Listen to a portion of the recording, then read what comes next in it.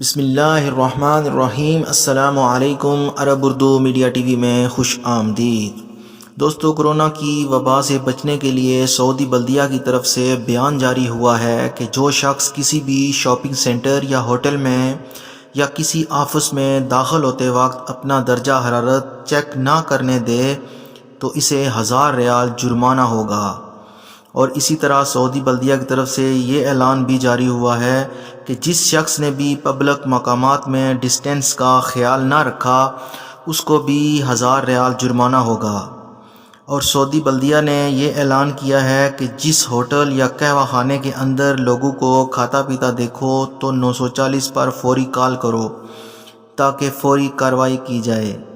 اور ناظرین، اسی طرح الخبر شہر کی بلدیہ نے سیکیورٹی اداروں کے ساتھ تعاون کرتے ہوئے لوگوں کے کثرت سے جمع ہونے کے خدشے سے ساحل سمندر کو بند کر دیا ہے، لوگوں کی صحت کی حفاظت کے لیے۔